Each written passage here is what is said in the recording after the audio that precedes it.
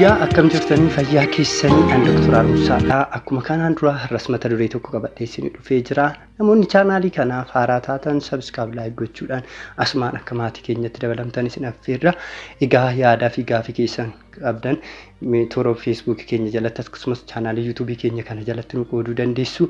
Akkasumas immoo namoonni garaagaraa gaafii gara keessatti nu gaafachaa jirtan keessattuu kitaaba nuyi doktoroota sadii taanee qopheessine furtuu fayyaaf jedhu iddoo itti argattan nu gaafachaa jirtu. Kitaaba kana naannoo isin jirtan mana kitaaba naannoo keessan jiru keessattuu kitaaba magaalaa godina irraa argachuu dandeessu. Achi yoo gaafattan haala salphaadhaan kitaaba keenya argachuu ni dandeessu. Kitaaba sana dubbistanis gaafii akkasumas yaada qabaattan toora Facebook keenya Dr. Caalaa jedhu akkasumas Dr. Arumsaa jedhu dabalatee akkasumas YouTube keenya jalarrattis yoo nu barreessitan ta'e gaafii keessaniif haala danda'ameen bifa barreeffamaa ta'eenis bifa viidiyoo ta'eenis gaafii keessaniif deebii kan isinii deebisnu ta'a. Gaafii fi akkasumas yaada keessan yeroo hundumaa akka nu qooddan isin gaafannaa. Waan yeroo hundumaa immoo nu waliin taataniif yaada nu kennitaniif galatoomaa isin jechaa kallattiidhaan gara mata duree keenyaadhaatti yoo kan deebinu mata dureen keenyaadha miidhaa kittaannaa dubartootaa yookiin kittaannaa dhalaa jedha. Egaa akkuma beekamu kittaannaan dubartootaa kun biyya keenyattis ta'e biyyoota garaagaraatti kan beekamudha. Keessattuu biyyoota keenyatti durirraa ka'ee kan gaggeeffamaa turedha. Naannoorraa naannootti akkasumas godinoota akka godinootatti garaagarummaa qabaatus biyyoota biyyoorratti garaagarummaa qabaatus durirraa ka'ee kan gaggeeffamaa turedha jechuudha. Kittaannaan dubartootaa kun akka waliigalaatti qorannoon saayinsawaa agammaa gaggeeffame miidhaa malee faayidaan tokko yoo akka hin qabne agarsiisa. Miidhaan kunis miidhaa yeroo fi akkasumas dubartootarra yeroo dheeraaf kan turu ta'uu danda'a jechuudha. Egaa har'a kan laalu miidhaa akkasumas immoo rakkooleen kittaannaa kana wajjin ol qabatee dubartoota irra ga'u maal akka ta'ee fi akkasumas immoo yaala isaa keessattuu dubartoonni yeroo tokko miidhaa guddaan qaama saalaa isaanii irra ga'e akkamitti yaalamuu akka danda'an eessa akka deemuu qaban irratti ni dubbanna.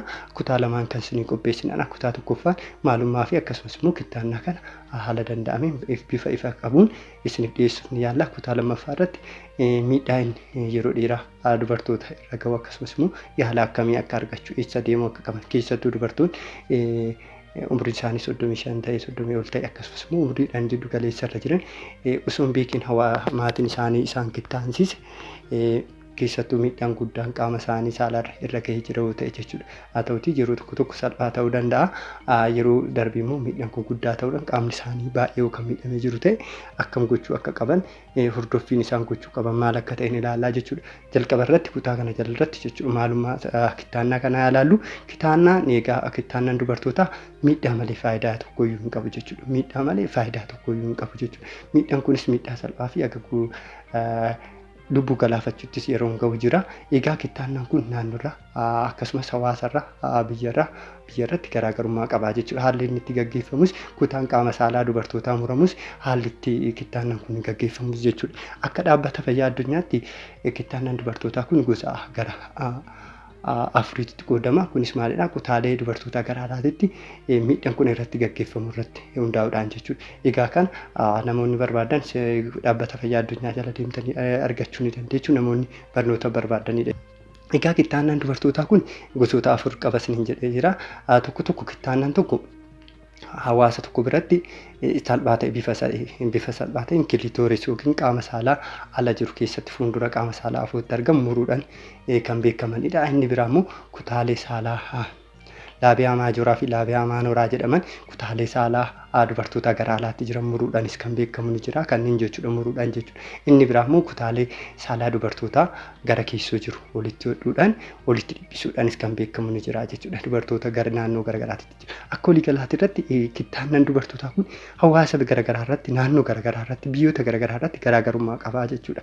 Tokko salphaa jechuudha. Akka ammas hin jedhe kilitooris yookiin qaama saalaa dubartootaa gara fuulduraatti jiru san muruudhaan jechuudha. Qaama baay'ee sensitiif yookiin baay'ee si'aa kan taate san muruudhaan jechuudha. Hawaasa iddoo garaagaraa jiran biratti kittaannaan dubartootaa kun dubartoonni akka naamusa qabaatan dubartoonni bifa gaarii akka horatan akkasuma amala gaarii bifa dubartoota haadha manaa gaarii akka ta'anitti akkasumas immoo dubartoonni kun amala gaarii isaan horatan jedhamee fi kanneen birootis jechuudha. Ilaalcha biraa mataa isaanii qabaataniiti kan gaggeessanidha jechuudha. Kittaannaa kana kan gaggeessanidha. Haa ta'uti malee hagammaa qorannoo hagammaa gaggeeffame miidhaa malee faayidaa inni qabu hin jiru jechuudha. Dubartoota keessatti miidhaa guddaa kan qabudha jechuudha. Kanaaf yoomiyyuu kittaannaan dubartootaa kun kan hin gorfamnedha jechuudha. Kittaannaan dubartootaa kun kan hin gorfamnedha jechuudha. Yoo kittaannaan kun gaggeeffames akka mirga dubartii sanii yookiin mirga daa'ima sanii akka miidhamutti yookiin akka sarbuutti kan laallamudha jechuudha. Kanaaf kittaannaan dubartootaa yoomiyyuu kan hin gorfamnedha jechuudha. Agammaa qorannoo agammaa gaggeeffamenis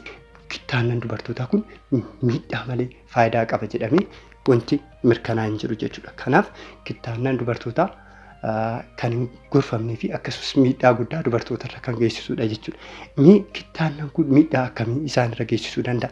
Miidhaan dubartootarra gahu kun miidhaa yeroo fi akkasumas immoo miidhaa yeroon booda isaanirra gahu jennee yaaduu dandeenya. Miidhaan dubartootarra gahus jechuudha. Sababa kittaannaa kanaatti miidhaa yeruma san isaanirra gahuu fi akkasumas immoo miidhaa yeroo dheeraaf isaanirra turu ta'uu danda'a jechuudha. Fakkeenyaaf miidhaa yeroodhaaf isaanirra gahu ilaalu. Yeruma san yeroo kittaannamaa jiranitti miidhaa akkamitti isaanirra gaha erga kittaannamee guyyaa muraasa keessatti jechuudha. Tokkoffaan haalli isaan dubartoonni haalli sun jechuudha haalli kittaannaan kun itti gaggeeffamu hawaasarraa hawaasa garagaraatti ta'uu danda'a. Akkasumas immoo ogeessa aadaatiin kan gaggeeffamudha.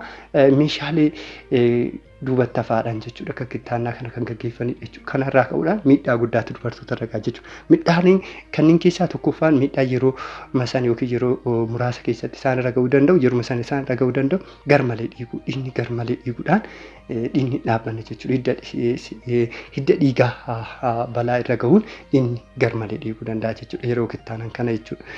Lammaffaa irratti dhukkubbiin garmalee jechuudha. Egaa dubartoonni kun yeroo kittaannaman mala aadaatiin kan fayyadamanii yeroo kanatti yoo mala aadaatiin fayyadaman kan qorichi garagaraa kennameetii miti yeroo kanatti dhukkubbiin garmalee dubartoota kanatti dhaga'ama jechuudha. Kanaaf yeroo argitan yoo suuraadhaan illee argitan qaama hidhuudhaan yookiin dubartoota hidhuudhaan yookiin dubartoota immoo nama baatanii qabuudhaan dubartoota san akka hin sochoone godhu jechuudha. Kunis maalidhaa qoricha waan hin kenneef qofa jechuudha. Qoricha qaama isaanii sun akka of wallaalu yookiin akka qaamni isaanii miirri isaanii akka dhabamsiisne waan godhuuf jechuudha. Inni biraa infekshinii garagaraatiif isaan saaxiluu danda'a.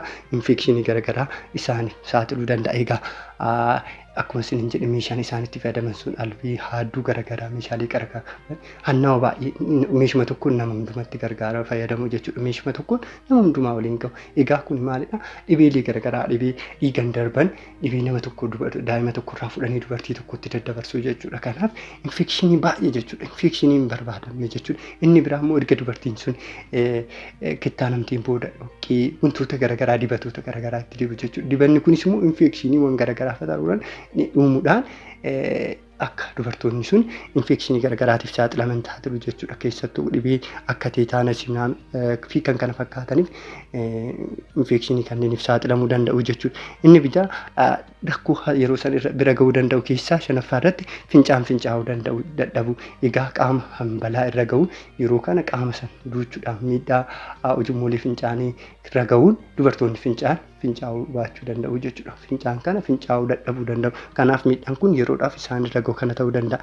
Inni biraa rakkoon madaan sun sirnaaf fayyuu baachuu danda'u.